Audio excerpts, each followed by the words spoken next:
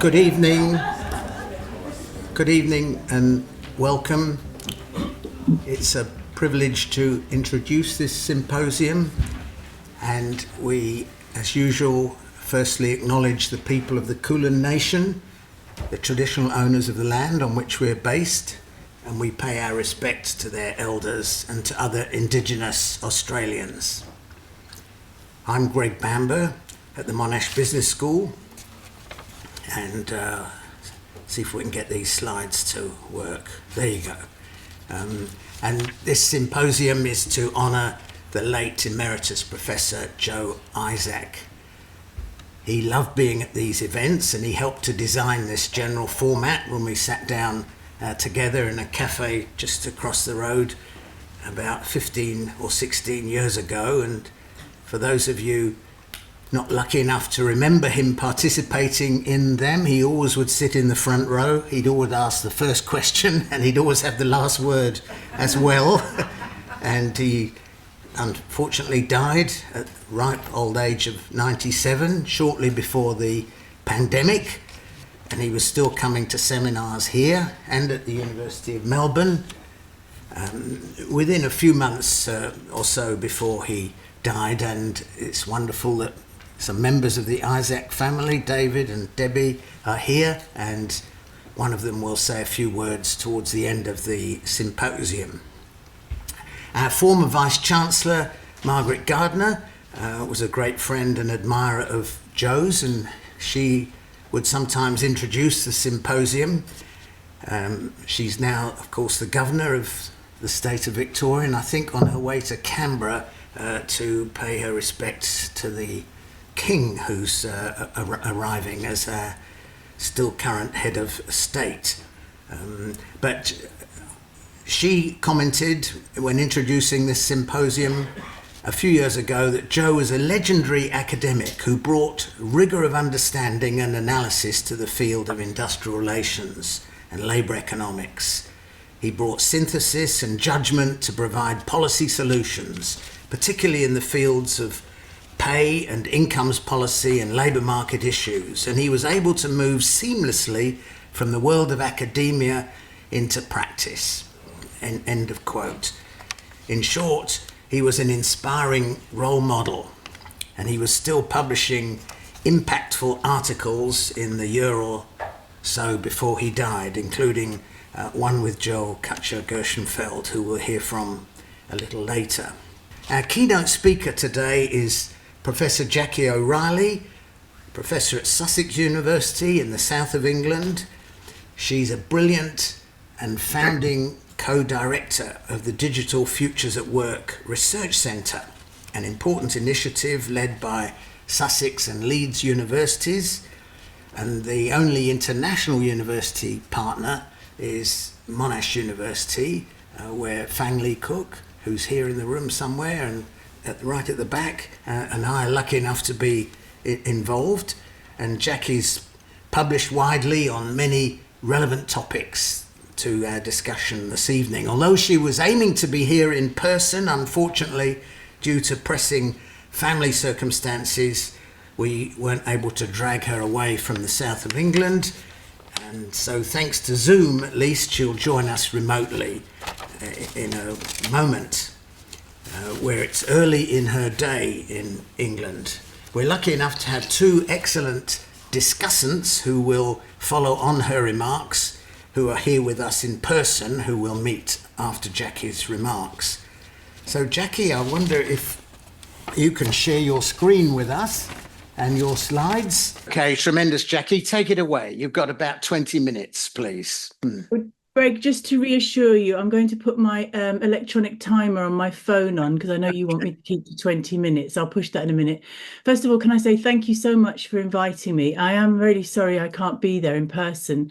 But, you know, let's hope there's another day. Australia's not going away, and I hope to see you another time in person. And also, if any of you want to get in contact with some of our work at the centre, we'd be pleased to hear from any of the work you're doing around this area, around digital futures at work, because there's a lot of very interesting things going on in Australia. Right, Greg, I'm going to start my timer for you.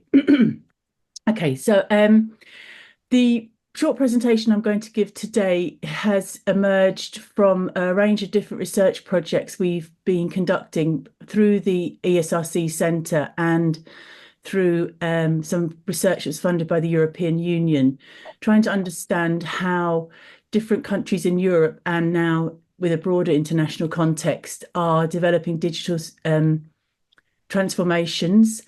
And when we were reviewing the empirical evidence on this didn't fit with established theories, which is what I'm going to go on and explain. And in the process of doing it, we've come up with this concept to talk about varieties of digital ecosystems at work as a way of conceptually trying to think about some of the ways these transformations are happening in different places and spaces. Okay, this work has been conducted by my colleagues Rachel Verdon at the University of Sussex too. Can I just check everybody on the tech side? You can hear me, you can see everything, yeah? We can hear you well, Jackie. And just to let everyone know, we are recording this, and there is a reporter in the room from the most serious industrial relations publication, Workplace Express, who's going to write up a report afterwards. So if you don't wish to be reported in any of your comments that may come later, Q&A, please do let us know. But go ahead, Jackie, we hear you beautifully. Right, crack on. I'll take that 30 seconds off my timing. Okay. Right. Okay, so what's the problem with a digital transformation? Well, what's the problem? Where do you start? It's not as if we don't have enough problems at the moment. But sometimes we can see some of our problems as like problems of the moment when historically we've had really quite major problems. But for here, I just want to focus on a couple. Now, some of you may know this film from Ken Loach, I, Daniel Blake. If you haven't watched it, I recommend it. It's very good kind of homework. This is a film about it's about a carpenter who is going on to job seeker allowance, but he doesn't have the digital skills to allow him to make his benefit application and his health assessments. The film is a really powerful image of what happens to some of the disconnected people who have traditional working class skills, who may not be able to access these new systems when we have programs like Digital by Default. And what does that mean in terms of them getting benefits or even getting into work or training, etc.? And this is something Ilba are very familiar with, I know, in Australia, robo-debt. Another example of when algorithmic decision-making goes wrong, how the changes in the tax system affected those who were actually more likely to be in precarious and insecure employment with irregular incomes annually, and then were then fined by the tax office for having tax fraud with a number of very serious repercussions. And the beat goes on. You also have, for example, in the Netherlands recently, the child benefit scandal, which brought down the government. Now, the way this was calculated, how people received their child benefit or not, they were accused of fraud. Children were taken away from their homes. The reason I choose these, and there's other examples, for example, the sub-postmaster scandal in the UK, another great drama has been made of that, which helped propel it to government circles more rapidly than it had been in past 20 years. These are the human faces of what happens when things go wrong in the digital space. And this is the real reason why it's absolutely important for us to try and get it right and listen to the voices of the people who are affected by the way some of these digital systems have been implemented. And in one case with the child benefit scandal, in particular types of families were particularly affected by these decisions. And these often tended to be families from ethnic minorities or a migrant status in the Netherlands.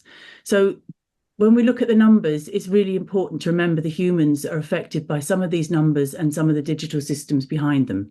Right, crack on. Right, if you fall asleep for the rest of it, the basic idea is, first of all, as you know, digital adoption is very much not disrupting the way business is organised, but it's also disrupting the way we think theoretically and analytically about the way these transformations are changing.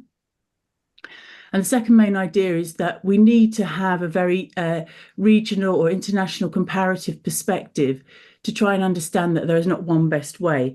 And this is how we came up with the concept of varieties of digital ecosystems as a way of helping us think about that for the future. Just to give you an idea from the European context, this is the Digital Economy and Society Index, where the European Union attempts to measure. Can you see my cursor if I move it? Maybe not. There are yes, Jackie. Yeah. There are 4 indicators they use about human capital, levels of connectivity, how digital is integrated with business, and how much the public sector has adopted digital technologies. And they then attempt to rank the countries in the European Union along these 4 measures that very closely ties to European digital compass and their policy on digital adoption in the European Union. Now, this is, on one hand, you could say an academic exercise, but it's very much about data being used to drive policy and change and to identify where the gaps are. Now, where you find here, the countries at the top, if I was in the room, we could have a bar quiz and I could say, name those countries. But as I'm not, I won't be able to do that now. The top performing countries in 22 were Finland, Denmark, and the Netherlands on all 4 scores. Countries like France and Germany were not really doing that well, not much above the European average. And surprise, surprise, countries like Ireland, Spain, and Estonia were all doing pretty well. Now, this is a first stepping stone to say, why is this the case? Conventional theories of comparative political economy might suggest that we might expect countries like Germany to be doing a lot better. And they do spend a lot of time talking about digital economy and welfare, but they're actually not doing so well in terms of adoption. And why are countries like Ireland, Spain, and Estonia, that were particularly hard hit by the economic crisis of 2008, why are they near the top compared to those more mainstream economies in the European Union? But let's not be just European focused. Let's try and have a broader perspective. This is a very nice graph that Fang Lee Cook actually made me aware of a while ago, but although it's from 2017, it's still actually, I think, quite useful. If we see here, Australia, according to the work from Cutcher-Gershenfeld that tried to monitor what's happening in 60 different countries across the globe, countries like Australia are very advanced, but have a risk of stalling in the terms of their digital evolution. And I know the concept of neighbours is very familiar to people of Melbourne from that famous TV series that I have never actually watched. But anyway, who are your neighbours and who are they? And I think one of the messages coming out from some of this comparison, neighbours matter. Now, if we look at some of the countries that are doing a bit better, interestingly enough, the UK, according to this indicator, is doing quite well. Countries like Hong Kong, Singapore, New Zealand, and Japan seem to be doing a bit better than Australia. But and Estonia is in there too, according to the work of Cutcher-Gershenfeld. But I'll come back to that a bit later on. But it gives you at least a context of where Australia is situated and compared to some countries and some countries who are doing very badly and some countries who are just beginning to start this digital evolution. Okay, the concept of the VODE, it basically challenges static approaches to seeing countries as path dependent and moving along. Some countries are on the high road, some countries on the low road.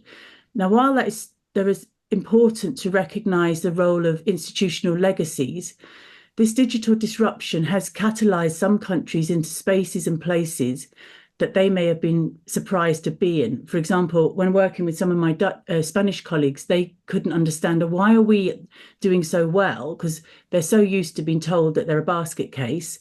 And my German colleagues were saying the data must be wrong that we're doing so badly. And I said, yes, but that is actually from Eurostat. So let's try and explain why countries aren't fitting into those expected trajectories and look at it with empirical evidence, which I think Joe Isaac would have been very in favour of. And one of the key arguments out of the VODE approach is to have a dynamic analysis, but also very much emphasis on digital dialogues between these key actors. Again, it draws on traditions of social dialogue, corporatism, industrial relations, and the nature of agency that different actors within these systems can have in terms of how these transformations come about And that approach, we think, is very important in terms of avoiding technological determinism and being better rooted in some of the kind of traditions that Joe Isaac and colleagues in Melbourne and elsewhere have been involved in. So they're the two concepts, dynamic and dialogue. The key actors, very nice, a graphic generated for me by partly by AI and partly by some digital design automated things. So it's quite a nice image. The key actors, business, state and communities and trade unions. And the main argument, we distinguish between fragmented ecosystems and ones that are more synergized. And I'll give you an example from some of the work we've done. Of the UK is fragmented, South Korea and Estonia is more synergized. So really simply here, we wanted to look at a number of dimensions that we could measure both empirically, for example, with some of that data from Eurostat on issues around connectivity, issues around digital divide, issues around skills and inequalities. And we also conducted a series of qualitative interviews with key stakeholders in some of these countries or with our colleagues, partners. And what we wanted to distinguish the systems are, if we look at the rollout of infrastructural connectivity, in the UK, this rollout initially started with welfare recipients taking place at the same time of austerity post the financial crisis and very much declining levels of trust in government. In contrast, in South Korea, this started much earlier on. There was astonishingly high levels of trust and motivation. But this is also, not to forget our neighbours, was something we were noticing recently with the historical juncture of, in relation to who your neighbours are and what effect that has on building trust within particular countries. And the Korean pace were able to establish systems much earlier on and with a new start from scratch. In Estonia, again, trust and motivation was after the fall of the Berlin Wall was very much associated with disassociating yourself from the Soviet Union or Russia and basically look west and make allies there. You had trusted institutions that started with the rollout in the tax office and the banks. And this is also true in the case of Norway, so that citizens were incentivized to digitalize because the tax office would give you a discount or a rebate if you actually submitted online. And they started this very early on. And there's a big emphasis on transparent data sharing. I'll continue with Estonia. Another thing is that they developed a very decentralized system on the X road. And there was also leadership really matters in that the president suggested to people go out and have some crazy ideas. So off they went and came back with Skype and many other unicorn startups at that time. So there was a lot of creativity, but also a lot of support from the leadership to try and innovate in these ways. In contrast, South Korea had a much more centralized development of governance. They developed more strategic oversight. They had cross-party support, but also an innovative approach to leadership. In the UK, in terms of governance, it was centralised but siloed across government departments, and there was a lack of strategic oversight, and there's a significant digital skills deficit. I think this is an issue that's relevant for a lot of countries all over the world, but this siloing of developments are a really major obstacle. Right, in terms of, I'll go to quickly, the technical data, siloed systems in the UK, much more advanced sharing and interoperability in Korea and similar in Estonia. This is really simple, trying to identify some of the characteristics that distinguish between different types of digital ecosystems. And let's not forget we are about Australia. So what about, do we know, limited that I know, but you know more, about the digital ecosystem and the way it's evolving in Australia based on what I could get from secondary literature. So some of the characteristics are, who are your neighbours? So while Australia is moving fast, some of its neighbours are moving faster, countries like Singapore and Hong Kong. And I really do think the geopolitics of where you're located matters.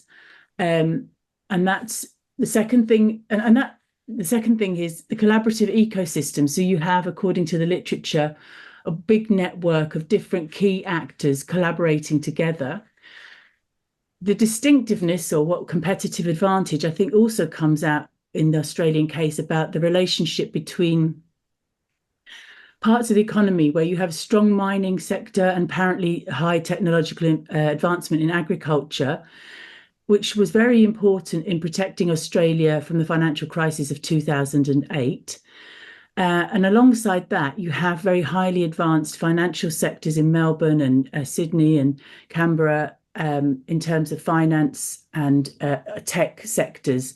So there's an interesting combination between these different elements that compose what are distinctive about the Australian digital ecosystem. But some of the challenges are there's corporate risk aversion, there's a social cost of failure for entrepreneurs.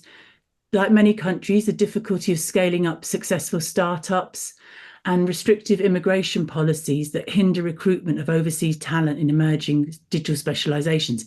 I suspect you're doing it a lot better than we have been doing it, but this is clearly the kind of combination of these different factors of where different types of labour come from and how they fit into different elements of the ecosystem, whether it's at the high STEM end or whether it's at levels of service delivery, for example, through Uber drivers, etc. Who are the people doing these kinds of work in these new parts of the economy? This is what I could get about, and I'd be really interested to hear more from you of what you think about how Australia is evolving, what's distinctive and what's positive and negative about it. Okay, so let's go back to the concept briefly. So if we want to try and break down in terms of doing both analytical academic research, but also public policy research, which is at the heart of what Joe Isaac was about. Some of the key areas we need to start at the core of this ecosystem approach is who are the digital service providers from business? And what makes this distinctive from previous forms of corporatism or social dialogue is that the new actors are these people developing the systems, the software developers, domain specialists, people investing in these types of sectors and maintaining and supporting them. And there's a technical system of the ecosystem where they have a semantic core so that different operating systems can actually speak to each other.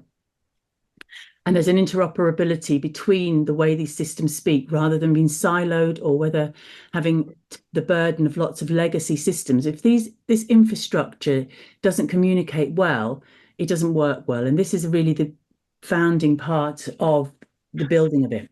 Secondly, the other partners involved alongside these people are the traditional, the state as a consumer, either licensing and regulating this sector or actually adopting these approaches that these developers are using. And the third group of people are clients, citizens and users, the people like the Daniel Blake. How are these people interacting at these different levels between these different actors? 3 more minutes, Jackie. I know. Actually, it says 2 on mine, but there you go. Thank you very much. I like this picture. I thought it was quite nice. But anyway, there you go. So who are key actors? And very simplistically, to come here as a framework to try and say who are these actors at the state level, whether they're national or supranational governments, whether they're local or regional governments really matters because there's a great deal of diversity we found even within single countries. So we need to understand who these actors are. What's the nature of the dialogues that they are having between these different elements of the business communities, whether they're the software infrastructure developers or the people commercializing and selling these systems? And how much do they listen to the people who are using these systems? And the examples I gave right at the beginning of Robodebt, Daniel Blake, the post office in the UK or the Dutch welfare system, the biggest problem why we've had these absolute fiascos is because nobody's listening. And this is why this concept of digital dialogues tries to give real emphasis to listening to the voice of the people or the users, the workers or the clients or customers of these systems that have been implemented, because without listening, these systems will have more fiascos in the future. So the importance of dialogues is this ongoing process which makes it dynamic between these different actors and how it shapes inclusivity and synergies in the ecosystem. The advantage of our concept, we argue, is that it combines both quantitative and qualitative evidence with a contextual analysis. It provides a dynamic, multidimensional framework to allow us to make international comparisons. And this is why we think it's a helpful way of thinking about the evolution and the unexpected ways some of these systems are changing. So Yeah, so the last thing, emphasize the importance of coordinated relationships between the actors. And just to end on, don't forget, it all depends on who you are and where you work. Too often we think of ourselves in our immediate environment of who we're working with here, but trying to understand how we belong to just a rather much larger system and how these are becoming more interconnected, well or not. Okay, that's basically it. Yeah, I think that's 20 minutes there, Greg.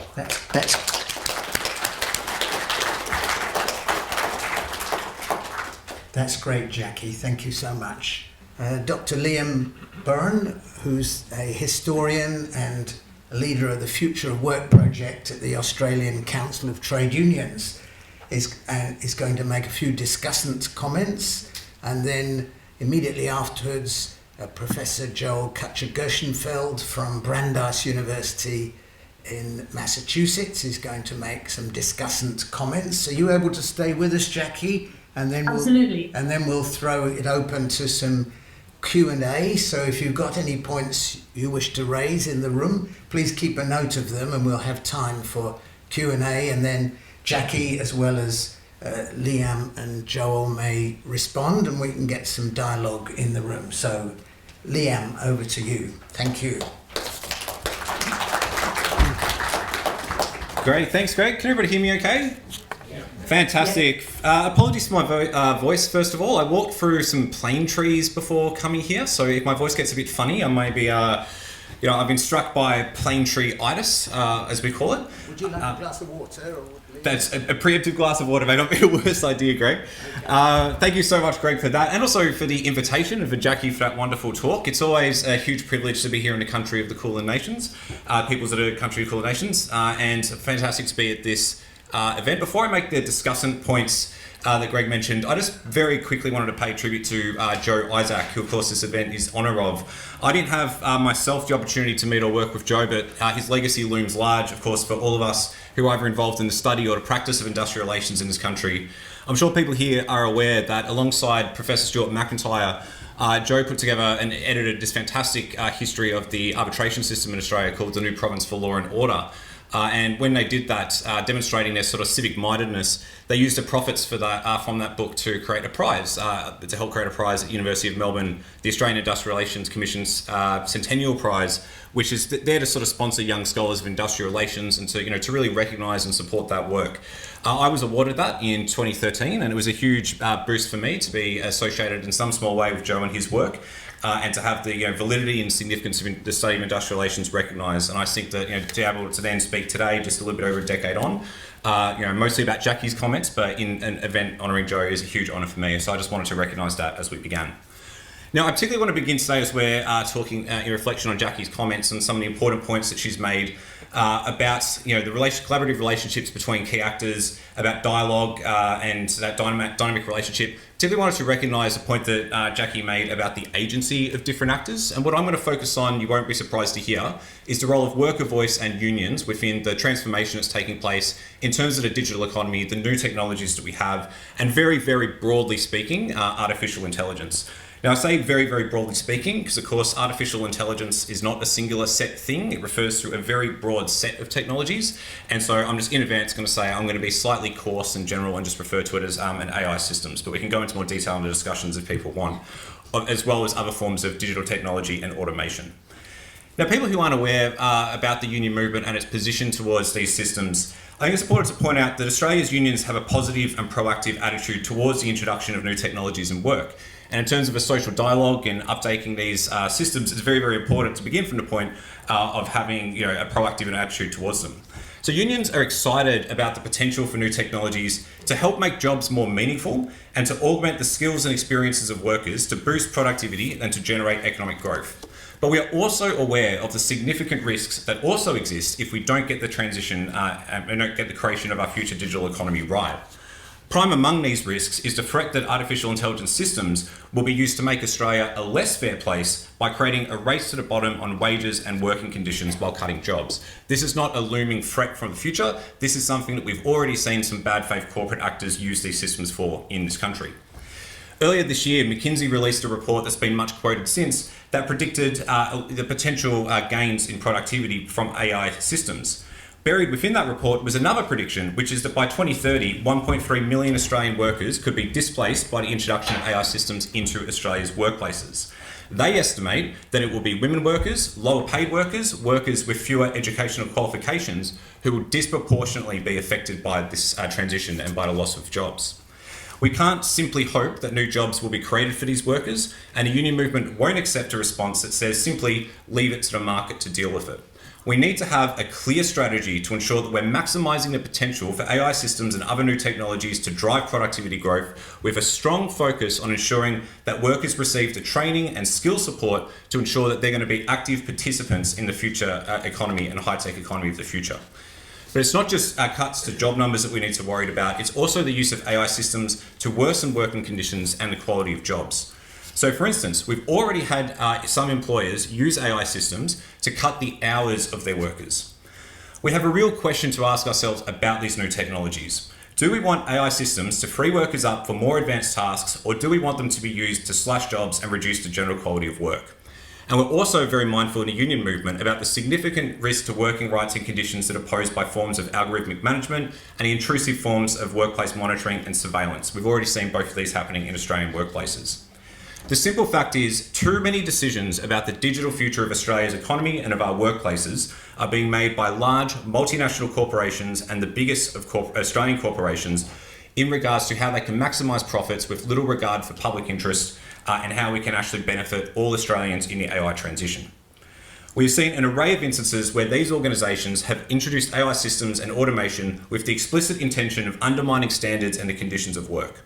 This action undermines the social licence of AI systems, it contributes to the lack of trust among the Australian public towards artificial intelligence, and it also, very importantly, undermines the work of the many Australian companies that do exist who want to do the right thing and who are trying to do the right thing when it comes to introducing AI systems, but then have this bad faith action which is taking place undermining their own efforts. We as a union movement believe that there needs to be greater public involvement in the decisions around AI. Again, that agency and dialogue that Jackie was talking about, including the decisions about the introduction and utilisation of AI systems and automation in the workplace. So we advocate for tripart mechanisms to manage the transition, such as our proposed National Artificial Intelligence Authority to coordinate whole of government approaches towards AI, a new division of the Department of Employment and Workplace Relations to be established on a tripartite basis to assist with new regulation and training as it pertains to AI and work, as well as ongoing tripartite consultations around all aspects of the way AI has been introduced into the workplace. But genuine tripartism involves and is based upon the active involvement of worker voice through their unions at all levels of decision making around AI. This will protect against social harm, but also realise the potential benefits of AI systems. Essential Research recently conducted a report for the Human Technology Institute at UTS. I'm allowed to mention other universities at this event, aren't I? That was a joke, feel free to laugh. At UTS? Just once. Just once, okay, no worries.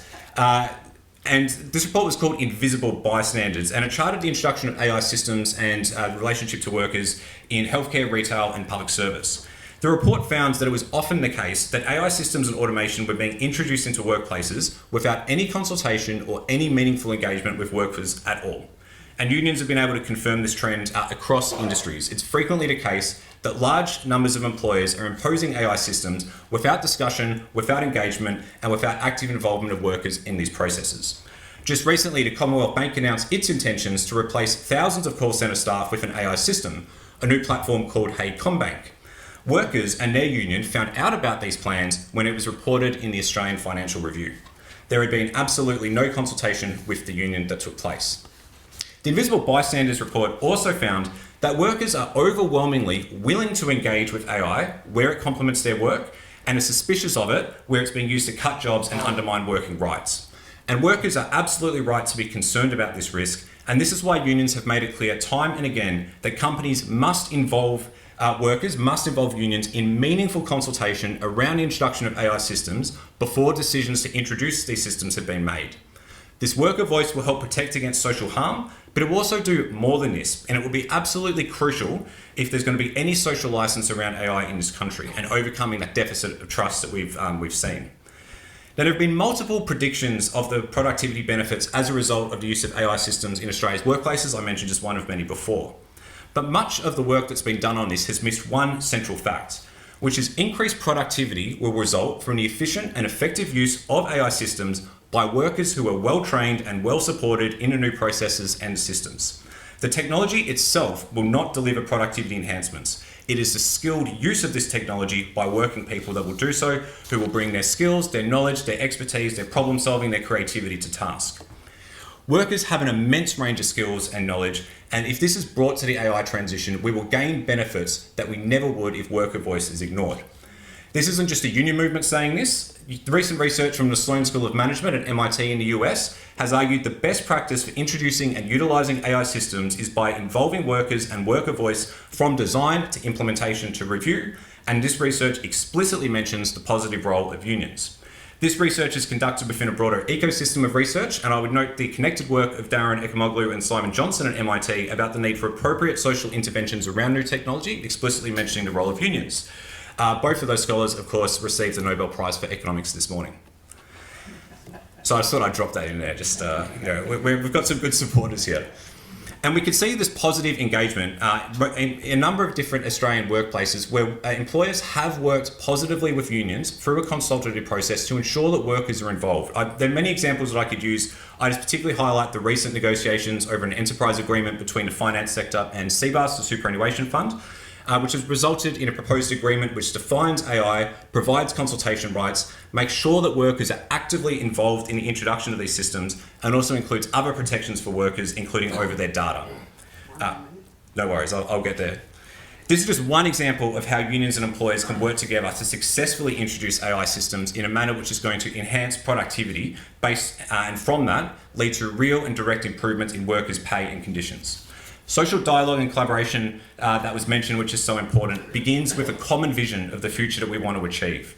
The union movement sees a future in which well-trained and well-supported workers are able to use their full range of skills and experience to utilise AI systems that augment their work to create more productive workplaces and generate economic growth.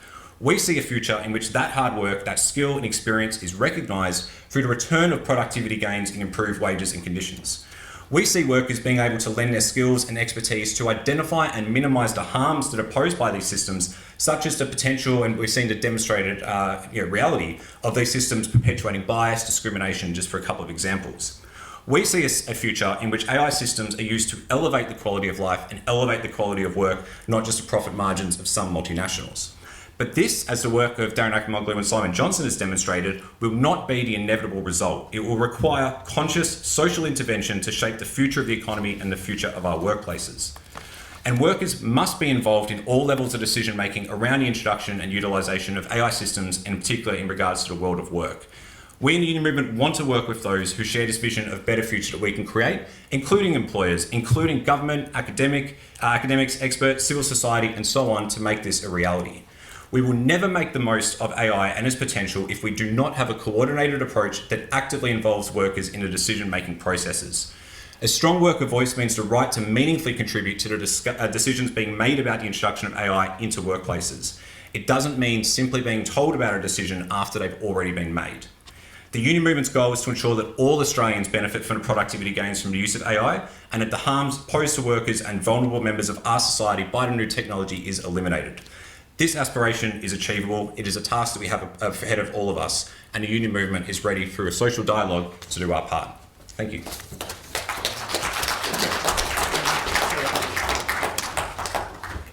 Thank you very much, Liam. And now over to Professor Joel Cutcher-Gershenfeld from Brandeis University in Massachusetts. Take it away, Joel. And while you're getting to the stage, let me just reflect on Jackie. I'm so delighted you quoted Ken Loach's film. Ken Loach, for those of you who don't know, is a wonderful British-based filmmaker who makes really strong social commentary in his films and has been doing so for 50 years or so. Joel, take it away. Thank you. I too want to acknowledge the Aboriginal and Torres Straits Island people as the traditional owners of the unceded lands in which we work, live, and learn. We pay respect to their elders, past, present, and future, and acknowledge the importance of Indigenous knowledge in the Academy. And I too want to pay respects to Joe Isaac. I had the honor as I will share shortly, of doing some scholarly work with him, but he is the exact exemplar of the scholar who lived and advanced knowledge and at the same time rolled up his sleeves and focused on policy and practice in transformational ways. Liam, I appreciate your remarks, and I do want to lift up what you were saying about voice and agency by workers in my remarks. And Jackie, I really appreciate your lifting up the idea of digital ecosystems, and I want to try to navigate between those two poles in these comments. To start with, I really appreciate, Jackie, the way you brought forward the idea of an ecosystem. And to me, that goes back to the year 1935, when a guy named Arthur Tansley introduced the term ecosystem.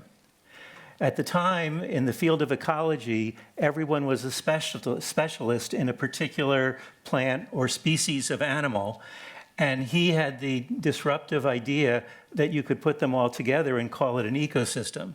At the time, he was roundly criticized because people said, you can't measure an ecosystem, you can only measure a species, a plant or an animal, and how can you talk about the whole? And he argued that if you don't think about the whole, you're missing something. And of course, a decade later, the term ecosystem among ecologists came into wide use. He was forward-thinking. And when Jackie has introduced the idea of a digital ecosystem, it really has the same quality of trying to get your arms around the whole, not just worrying about the individual parts. I'd like to fast forward a little to 1990. Elinor Ostrom also got a Nobel Prize for her work in what she called governing the commons. And she argued, she was studying, for example, water quality management in a variety of developing and developed nations. And she argued that neither competition nor regulation were sufficient to govern the commons, that it took multi-party forums to bring different knowledge and expertise together in what we were then calling ecosystems of one kind or another. And really, what's interesting is her Nobel Prize was in economics, and it really challenged the economics profession to think in more holistic terms. My own work with a group called the Stakeholder Alignment Collaborative published an article on how to form a minimum viable consortium, and really what we were observing in a variety of different ecosystems was that groups of people were coming together to do together what they couldn't do separately. And so when Jackie talked about ecosystems that are either fragmented or synergized, what she's really talking about is the institutions, the social structure that people were creating around themselves in a digital ecosystem. And as she points out, some nations have figured out how to do it in a more coherent and integrated way, and some are trying to do a piecemeal way and are frankly missing the whole. And so I see in Jackie's remarks and in Liam's remarks the importance of stepping back to see the whole, and of parties, stakeholders, labor management, and others having voice and agency in the governance of the very context, the digital context in which they operate. Now, when we talk about digital technology, I'd like to go back in time. Almost 50 years ago, Gordon Moore published an article called Cramming More Components into Integrated Circuits. Of course, it led to what we now call Moore's Law, although he didn't call it that at the time. He had 4 data points on how many transistors and other things you could put on an integrated circuit, and he observed that the number of components were doubling every about 12 to 18 months. At the time, in his article, he said, someday we will have self-driving cars, communications on our wristwatch. The audience at the time roundly criticized him. The artist who illustrated his article had this thought that someday you would have people selling computers next to notions in cosmetics. And that was the illustration for the article back in the 1960s. And of course, they thought this was humorous. One of the critics of his article tried to think of the most absurd thing that he could think of, and he said, next thing you know, Gordon Moore will tell us that they're going to put computers in doorknobs in hotels. Well, guess what? And so, really inspired by this work, myself and my brothers wrote this book on designing reality, what we called the third digital revolution. The first was digital computation with Moore's law. The second was digital communication.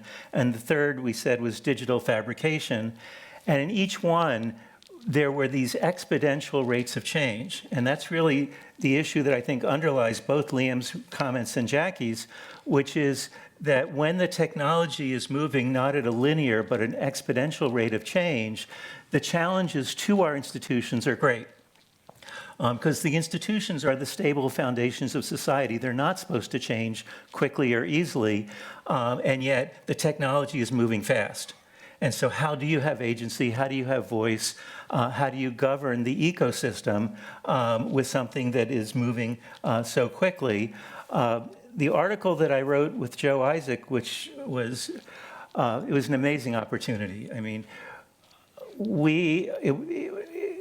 I gave the Isaac lecture, and it was afterwards that we had a conversation which led to another conversation and ultimately led to an article in which we looked at over 50 years of Australian labour legislation.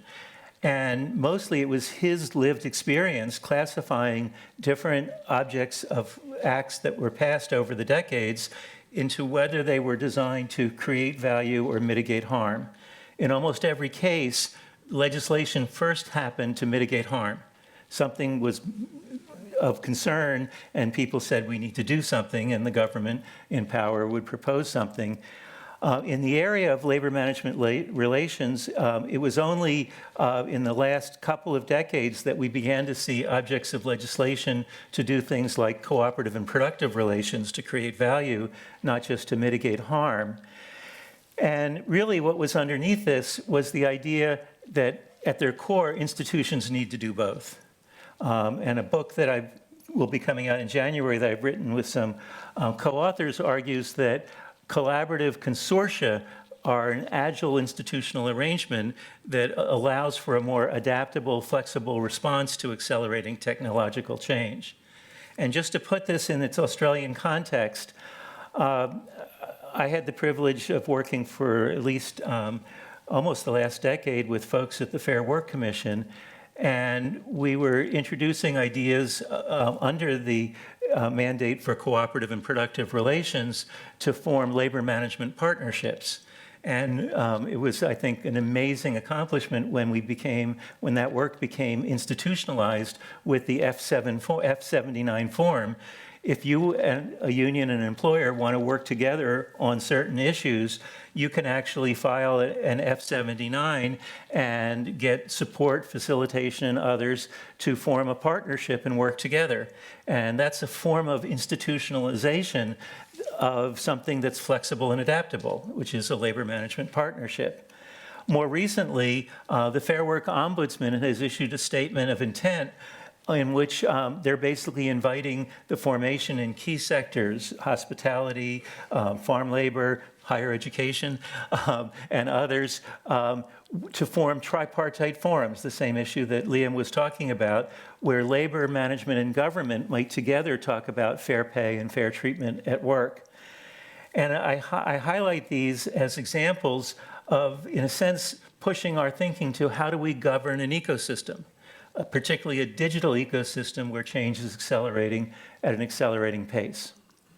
And so with that, I'd like to pause and open it up for Michelle Brown to come up and lead us into some discussion. But what I mostly want to emphasize is that I appreciate Jackie introducing the idea of digital ecosystems with rigorous data to define just what they are and how they operate. And I appreciate Liam pointing out that the parties in these ecosystems need to have agency and voice, having a say in the institutions in which they're surrounded. And the final thought that I'll leave you with is also one in which we, all of us, have an amazing ability to come together, form consortia and other initiatives of one kind or another to shape the very institutions within which we live. And if we don't, of course, we are at risk being captive to those accelerating dynamics. And if we do, we can shape them for the future. Thank you very much. Do you want us to come up here? We have an opportunity to ask questions, get some feedback. So what I was hoping we could do would be to have a few questions and then we'll hand them across to our speakers so that we can have a bit of a dialogue around the issues that have been raised by Jackie, Joel and Liam. Greg has not left anything to chance. We have two people who've already lined themselves up for questions. So Julie, would you like to go first? Thanks very much. Thank you to the speaker and the discussants for, I guess, introducing me to the complexity of the next phase of the digital evolution. What I wanted you to address is, which is an important thing, Gap, which is that, and it was that point made by Simon Johnson actually, the situation we're in is that in many Western developed economies there is an unprecedentedly low level of trust in government, which is underpinned by the shift by a shift in incomes, or is growing inequality and declining real incomes, so that the risk we face now is that the advent or the further development of AI may not be productivity enhancing as Liam would like it. You know, I would like it to be, of course, as well, but actually may be cost minimising, which would actually further engender discontent, disruption and lack of confidence in established institutions. Mm. And we see this all over the world in America, as America's elections play out. That's what it's really all about, declining living standards. So I hope that is a coherent statement of the what I think is the challenge, the really big challenge, and I don't know how we address that moving forward. Thank you. And before we get the speakers to respond, Chris, I think you had a question as well. Yes, well, I think it's very interesting because we're getting a good insight now into the high level of what's going on globally, but I think that one of the areas that I'm particularly interested in is what is the very practical implications for human resources management.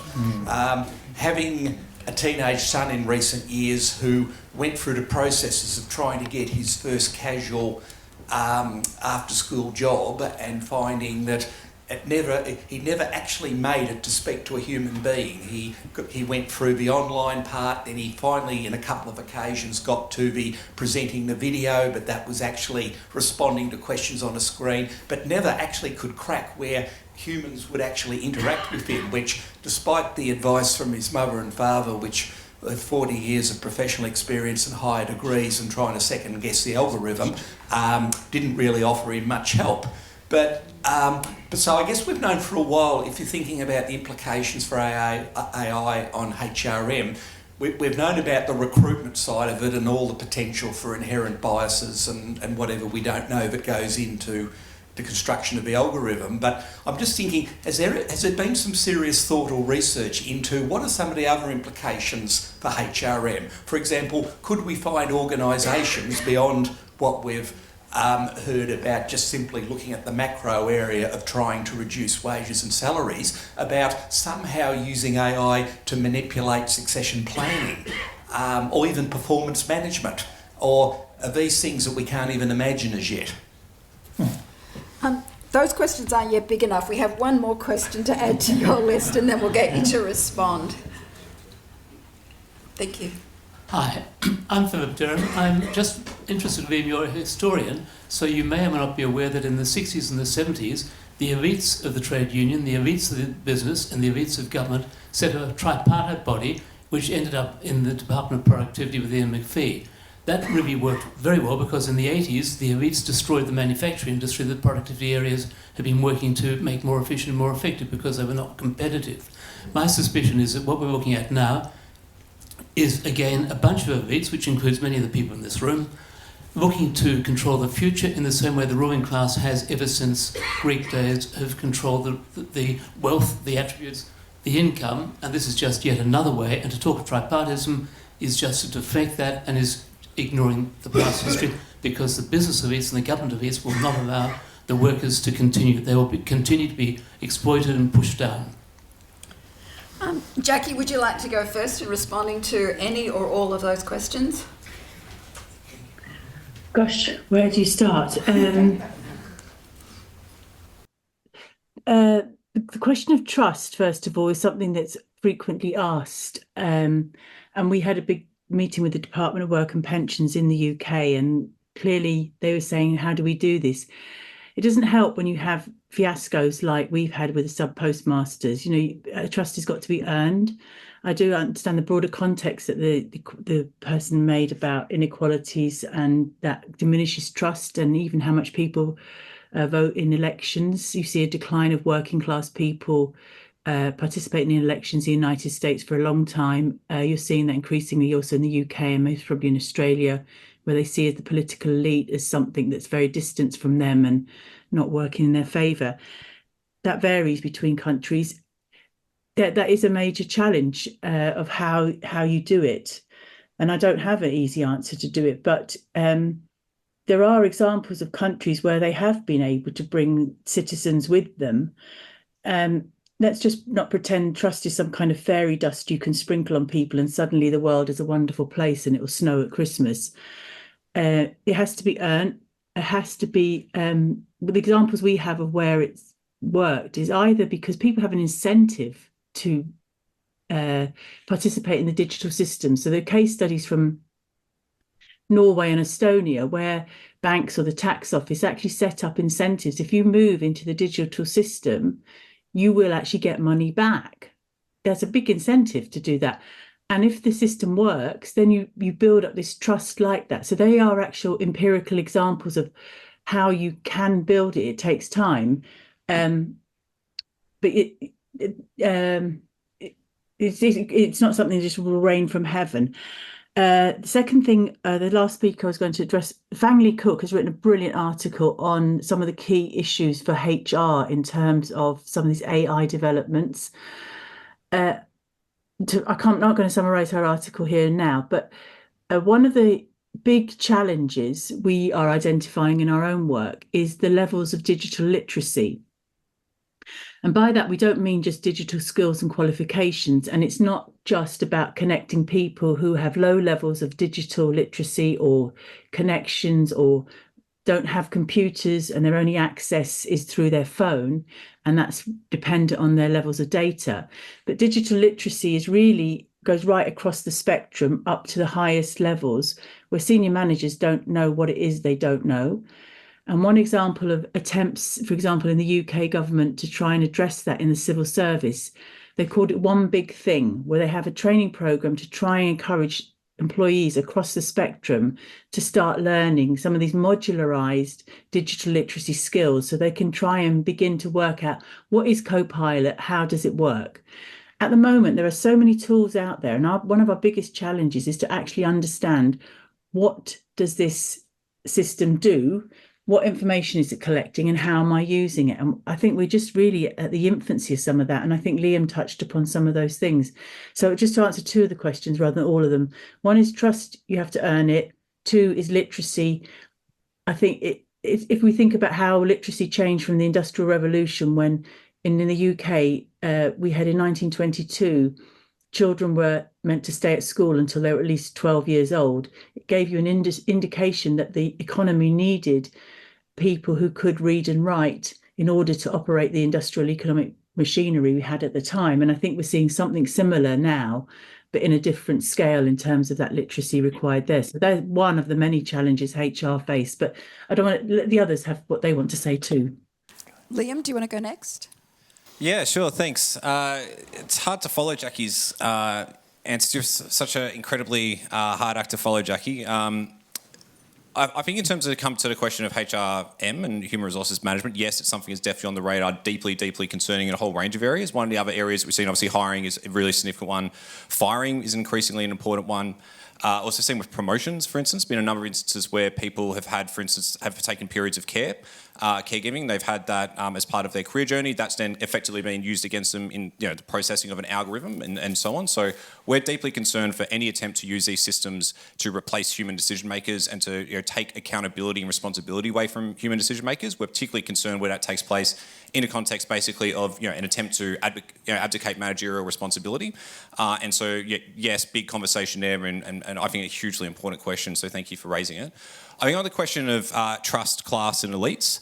If I take the 1 and 3 question, first and third question a little bit together, I think one of the things about trust is to look at why people distrust and have such distrust in the system and the AI transition at the moment. And I'll speak specifically about the workplace experience. So of course, you identified broader questions about democratic systems and so on.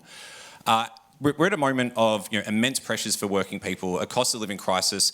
For a long period of time, wages have been stagnating at a time that profits have been increasing. And then you have, in that context, very, very large tech corporations promising that they're going to introduce new technologies that many people, the first way they see them and interact with them is the looming threat that it's going to take their jobs or it's going to change their jobs. They have no control or feel like they have no control or stake in that system. In those situations, it is not surprising that working people in particular have a low amount of trust in the AI transition. And that's exactly why we need to make sure, I believe, that we elevate worker voice, we embed institutional responses that are going to ensure that working people actually have a stake in the AI transition by making sure, firstly, that they're actually actively involved in decision making, and secondly, that the productivity benefits that are gained from it are actually returned to them in some form. I think that what's happening right now and the lack of trust across in Australia in particular is a reflection of the systematic disempowerment that most people have felt over their lives, including working people, and the fact that increasingly our political and economic system, you think about in just the last couple of years or so, the experience that people have had every time they go, I've had, I imagine most people in this room have had, to pay a bill or to go buy some groceries when you know that you are being price gouged by somebody who just seems completely unaccountable in these giant corporate powers, and they're the ones who are then introducing AI systems. It is not a surprise in that context that working people have low levels of trust in this technology, the systems, and what it's attempting to achieve. So while I do believe, and it is important to have a positive vision of the potential benefits that we can get, it is also absolutely vital that we're aware of the risks, and the risks are going to take place if these systems, the decisions around these systems are not made with working people and other people in Australia having a stake and a capacity to influence those decisions, but if they're only being made by the large tech companies and other bad faith corporate actors who by their own record have demonstrated that they will put short-term profitability over creation of sustainable work and so on. That's not all employers, but disproportionately the employers who've made the decisions have taken those sort of actions. So that's exactly why we need to have a counterbalance, which is exactly what Darren Ackermoglu and Simon Johnson are talking about. And unions and worker voice historically have always been a strong counterbalance to ensure that workers have a place and a stake in the system. Well, if I could pick up on both of those comments, the literature on these new digital technologies uses a phrase, are we racing with the machine or against the machine? And as you've heard in all the comments today, there's examples of both, and they're both exciting when people are racing with the machine and doing transformational things in their communities, and they're horrifying when you see work getting fragmentized in various ways and people being in harm's way. When Jackie makes a distinction between integrated versus fragmented digital ecosystems, I'd like to unpack that just a little, because it's very easy for a digital ecosystem at a national level or at a regional or local level to be fragmented. The competing and contending forces are powerful and strong, and those communities, cities, states, countries, regions, that figure out how to be more integrated will race ahead of those that are more fragmented. But what it means to be integrated doesn't mean that people are holding hands and singing around a campfire and singing Kumbaya. It means that they're having real social dialogue. They're raising hard issues. They're working through them. The way you would know that we have an integrated system is because it's messy, it's complicated, but discussions are happening, and enough alignment is reached for some positive steps to mitigate harm and to create value in various ways. And so, my takeaway from the three questions is If it looks superficial, that's where trust gets eroded in the institutions. If it looks like there's serious engagement and dialogue and even alignment happening, then people will see those as credible institutions.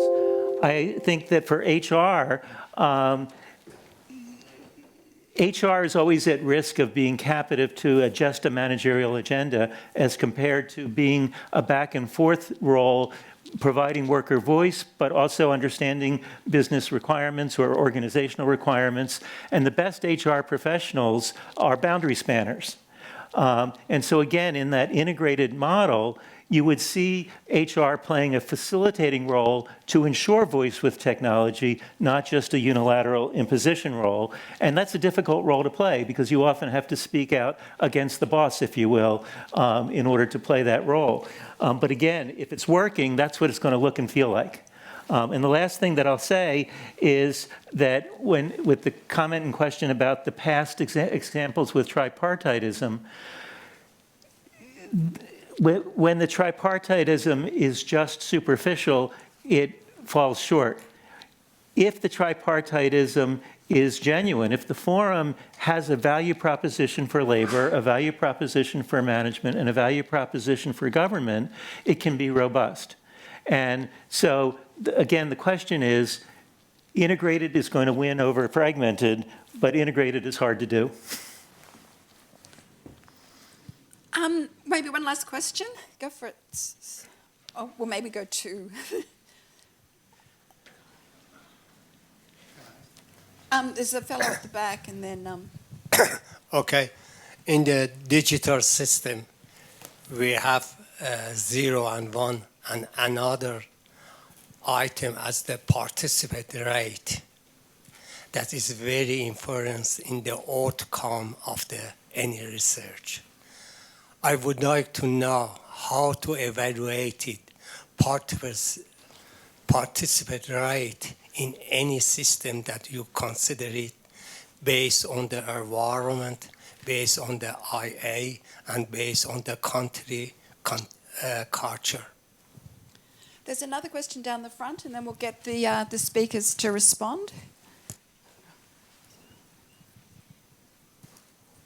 Yeah, thank you. I have a very quick question. Because whenever we talk about the digital and AI, however, it is very important aspect or very important topic.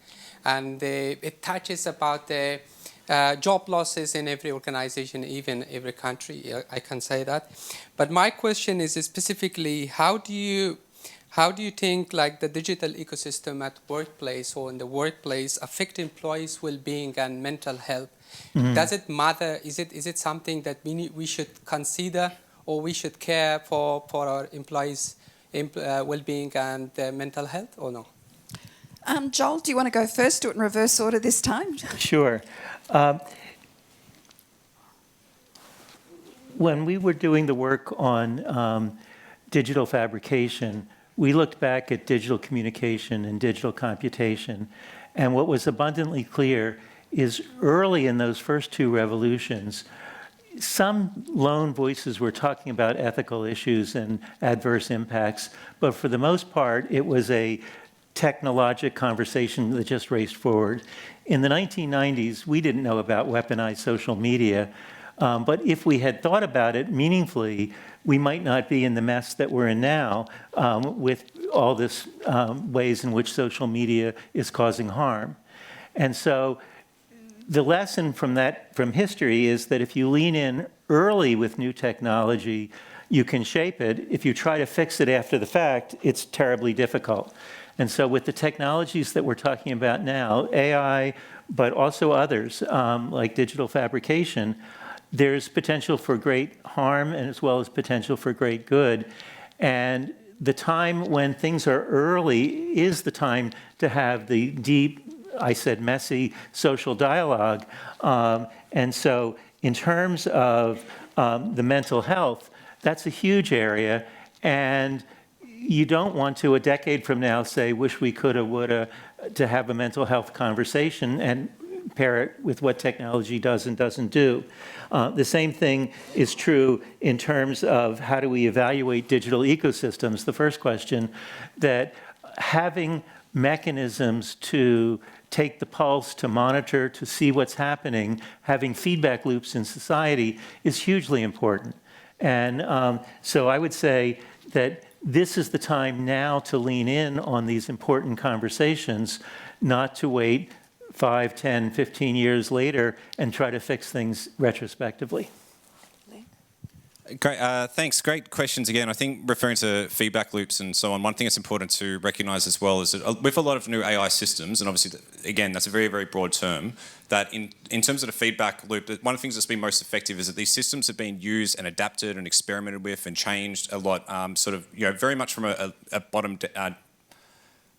bottom upwards rather than upwards down. There's a lot of the capabilities of these systems that they're not particularly aware of when they released them. You know, if you listen to OpenAI talking about ChatGPT and how surprised they were when that firstly took off to the extent that it did, but also then the different functionality that people have been able to get from it because they just experimented, they played, they tried to see what it would do. One of the really important feedback loops I think that exists in a digital ecosystem is working people who use these, who are on the front line of adaptation and implementation, having a capacity to feed that back, both in terms of representation and rights and so on, but also in terms of what does this look like for your profession? How do you create things with this? How do you change the nature of work you're doing? How do you augment it through these different systems? That's just one example. But again, I think grassroots participation and connectivity within those feedback loops and so on is absolutely vital to actually having a healthy and sustainable digital ecosystem. I know the second question, it's a fantastic question, and one that definitely occupies our minds in the union movement a lot. We see the term psychosocial is used quite often now as well to refer to the different mental and emotional sort of health risks which exist. There is a positive duty on employers to manage health risks, which include AI inclusive. We're seeing a number of different things. For instance, we're seeing work intensification is particularly being a big issue with AI systems, but also more broadly with forms of automation, which often do rely on AI systems now or integrated with them or not. We've seen, for instance, that there's been a real push by some employers to say these AI systems are very effective, they can do things very quickly, so you as a human being must accelerate the processes by which you work to match that. And that is a deeply, deeply concerning thing because work intensification is something that can cause immense psychosocial risk to working people. It's something which dehumanises working people, and it goes back to some of the worst practices of the Industrial Revolution, ones that union movement fought for against more than a century ago to try and change that, and we absolutely have no intention of going back. Real risk of isolation. A lot of clinical practitioners have mentioned this in particular. A lot of nurses have mentioned this. That there can be a serious risk where you don't actually have the human-to-human interaction because increasingly the systems are being used to substitute for work with colleagues and the ability to learn, to engage, to debrief, to connect, to have that sort of human connection. And AI systems as a concern are going to be replacing that. There's, I think as well, there's also an aspect which is important to think about is that with the AI systems having rapid changeability and adaptability and the manner in which they're going to be being introduced is that skill sets that exist are going to need to be constantly updated. And that's something that we talk about a lot in terms of the support that's going to be needed in place to help workers through that. But there is a sense of looming risk all the time when you never know what skills you're going to need to know when, whose responsibility it is, how you're going to get them, when you're going to get them, that can come, again, which can create this real sense of psychosocial risk and threat. With AI systems, again, the future is so incredibly unknown and unknowable. And when people don't have the trust that the support is going to be there and available to them to help through the transition, that exacerbates a whole series of psychosocial risk, mental and emotional sort of sets of risk and harm that is things we absolutely want to take care of. So thank you for raising that incredibly important question. I think it's something that's not talked about enough in this context. And actually, if I might just piggyback just for a moment, I've had the honor of working with Kaiser Permanente and the various unions that work in partnership with them. And it's a complicated system, but they have over 3,000 unit-based teams across about 100,000 workers that meet weekly to do continuous improvement conversations. And many of them are now wrestling with new technology. And there is no way a top-down management executive team could ever know about what 3,000 different workplace teams are encountering, but 3,000 can do experiments, try things out, which they are doing, and lift them up into policy into practice. So it really takes a distributed institutional infrastructure to have those voices get elevated and, in a sense, to figure out the paths forward that are racing with the machine rather than against it. Jackie, would you like to respond to any of that and have the last word before we wind up for the evening? Thank you very much. So much to say and so little time. So without talking too much, I think to build on that, One of the challenges are unintended consequences. And to illustrate that, Airbnb sounded like a great idea of the sharing economy that has now, 20 years later, maybe devastated some of the housing market in cities like Berlin and Barcelona, taking properties off the market because the owners prefer to rent them out short term with no protection. Some of the consequences of what seems like a good idea, we can't always know how it's going to work out once it interacts. Secondly, I think one of the big HR challenges is not necessarily yet about job displacement with AI tech. The green transition is likely to have bigger consequences on employment. The challenge I think it's making that it's observable, and one of the questioners mentioned about young people looking for jobs. Some of the research we've done with creative industries, they're using AI for basic level entry skills. So for young people, even if they've got very good degrees and qualifications and prizes, etc., the level of software skills they need in order just to get in the door are so high into relatively good jobs, because these tasks are now being automated in ways that before you could have let them do the basic skills. So I think that's a barrier that we might anticipate what's going to happen for young people coming in the labour market. One last thing I wanted to say, we got fresh off the press some work on trust that we've been doing with 7-country study, and looking at countries like Korea have an enormous amount of trust in what the government's doing and AI consequences at work. But if you ask them, whereas countries like Italy, no trust at all in anything. If you look at then, what do you think you're going to have the skills to manage this transition? Surprisingly, in Korea, they say they don't, and they don't think they're going to get the help to do it. So they may very much be on their own, which, I mean, this is data we're just analysing now. Surprise, surprise, in Sweden, the people were saying, yeah, I'm going to get lots of help to make that transition into getting those skills I need. So it is a very variegated picture. Prediction, don't be a hostage to that. And just trying to understand the evolution of where things go well and where things don't. That's, I think, really one of the biggest challenges to all of us, really, to try and keep an eye on that. So I suppose that's where I'd end, really, for today. And I wish I was there to have a longer conversation with you all. And thank you very much for inviting me. We're going to formally end the question and answer session, but there is an opportunity afterwards to continue the conversation with the speakers and with each other. But for now, what I'd like to do would be to invite David Isaac to move a vote of thanks and wind up the event for us. Thanks, David. Oh, right, okay.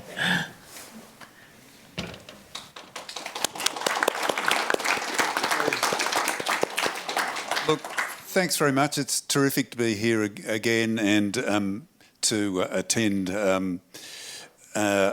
another great symposium in Dad's name. As has been mentioned by several of the speakers, Dad had a great appetite and enthusiasm for dialogue and collaboration, and today's topic is so meaty and so sort of dense that no one could stand up here and say they've got answers. So it's really going to be, that from now until the next symposium's worth of discussion amongst contributors in the community, the academia and so on to grapple with them.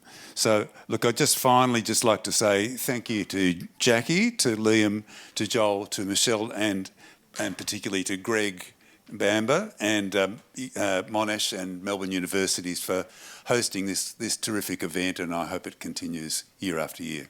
Thanks, everyone.